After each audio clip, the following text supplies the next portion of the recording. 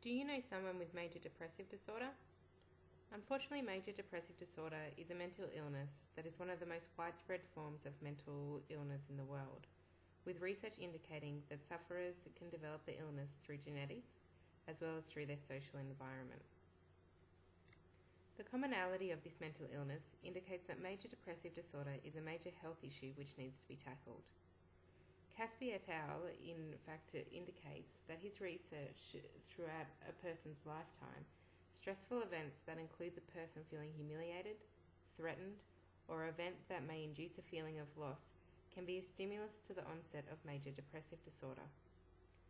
When a person suffers from major depression, they may speak of symptoms like worthlessness or exhibit negative views of self-worth through of suicide or death, have delusions, and in some cases may mull over past feelings. In diagnosis of a major depressive disorder, symptoms like irritability, sadness, and social changes like disturbance in sleep, appetite, sexual desire, or loss of ability to experience pleasure in social situations are considered. In order to officially be diagnosed with major depressive disorder, symptoms must last for at least 2 weeks and have a severe impact on the person's daily life and their engagement with others.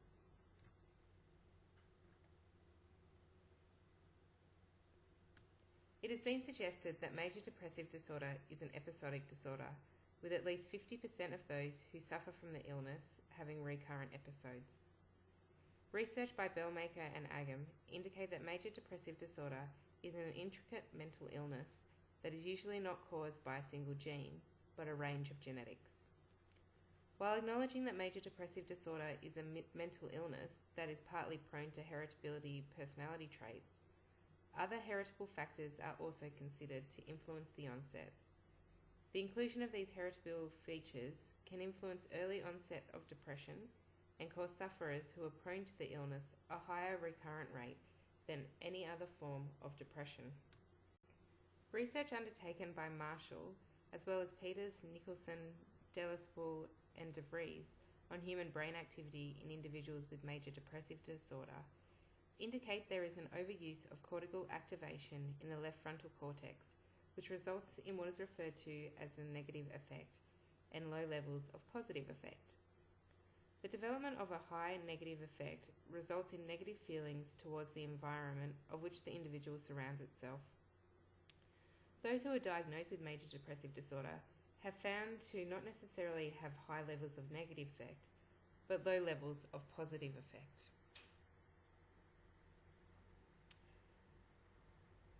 This influences negative thought patterns and will encourage memories of past events in a negative light rather than the way they more than likely occurred. The functional reason for this is that there is an overuse of cortical activations in the left frontal cortex, which results in the increased amount of negative affect of a person with major depressive disorder. The area of the brain that is most affected by a person with major depressive disorder are the amygdala, inferior frontal and temporal lobes, and the hypothalamus. The amygdala is responsible for controlling the emotions and motivations of a person, and is also a factor in responses to social and emotional problem solving. This would explain why it is a person who suffers from major depressive disorder are prevalent to dysfunction within this area of the brain. The hypothalamus is the area of the brain which regulates behaviour, and if damaged or not functioning well, can cause rage and aggressive behaviour. This is usually what influences feelings of displeasure of a person with major depressive disorder. The frontal lobe makes up half of the cerebrum, which controls the ability to complete cognitive activities, assisting in making decisions, and makes up the personality of an individual. If there were inaccuracies detected in this area of the brain and the frontal lobe, this would affect the personality of the individual. Research by Rott et al. Indicates that those who suffer from major depressive disorder have a reduction in serotonin levels within the brain. It has also been recorded in studies on people with major depressive disorder who have turned to suicide that reduced levels of serotonin receptors were present. Further research by Burke et al. has linked an alteration in the hypothalamic pituitary adrenal axis, HPA, and stress as a contributor to major depressive disorder. Their research substantiates that a large amount of research has indicated there is a link between abnormalities in the HPA axis and major depressive disorder. The HPA axis is a set of influences and responses between three endocrine glands: the hypothalamus, the pituitary gland, and the adrenal glands. The communication between these areas create the HPA axis, which is a part of the neuroendocrine system, controlling our reaction to stress, immune system, moods and emotions, and energy expenditure. The HPA axis function is to adapt to physical or psychosocial changes in your environment. When we present stress of any kind onto the body, the central nervous system is activated and releases hormones from the anterior pituitary from the adrenal cortex, which when met with high levels of cortisol, our stress hormone, will hinder the HPA axis in the hippocampus. Physical exercise has been linked by many studies as contributing to a positive effect on individuals' well-being and is predominantly advantageous for psychosocial well-being on both the long and shorter term. Research indicates that those who participate in regular activity are more likely to experience an increase in self-esteem, a higher level of information input, a more effective cardiovascular system, and higher amounts of self-efficacy.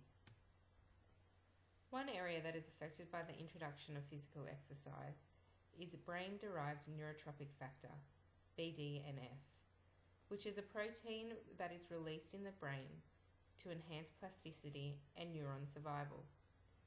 The release of BDNF also protects the brain from stress-induced damage and contributes to the growth of new neurons.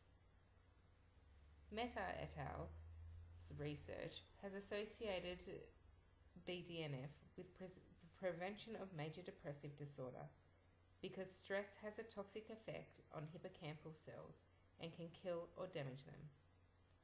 If hippocampal cells are damaged or killed, the depreciated functioning of the hippocampus may influence symptoms of major depressive disorder. Through exercise and the release of proteins from the BDNF, protecting the brain from stress, it can reduce the risk of major depressive disorder. Mehta et al. Completed an experiment to look at the effects of physical activity combined with BDNF to see if there was a correlation between the hormones produced during physical exercise affecting the level of depressive symptoms in females with major depressive disorder. Physical activity was hypothesized as being the protective factor. All participants have been diagnosed with at least possible depression. The participants were asked to rank their physical activity from 1 to 5, 1 being no activity, 5 being highly active. Results found that the physical activity score and the BDNF measurements tested individually show no conclusive data. However, when combined, Mehta et al. Were able to predict depressive symptoms. Results indicated introduction of physical activity was beneficial to sufferers of MDD, demonstrating that physical activity should be considered for those who are genetically prone to major depressive disorder.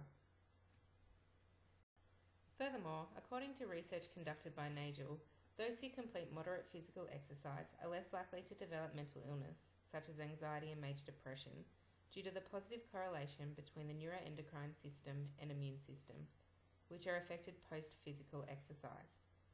The neuroendocrine system contains glands which are released with hormones to produce adaptive responses to regulate athletic performance. With this in mind, physical exercise is considered to be a positive influence on the mental state of those who suffer from major depressive disorder and can affect mood in the shorter term, preventing depressive symptoms. One of the indicators of a person with depression is reduction in serotonin levels. When a person with low levels of serotonin experiences high volumes of stress, it has been suggested that these contributing factors can result in the diagnosis of depression. It has been suggested by Saxena et al. That an exercise program should be considered when treating a person with depression. This will allow for the volume of serotonin being released, treating the mental illness, while maintaining a healthy lifestyle and personal well-being.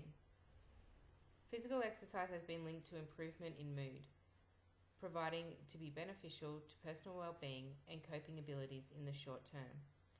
It has been suggested that those who engage in regular physical activity have less negative moods on exercise days.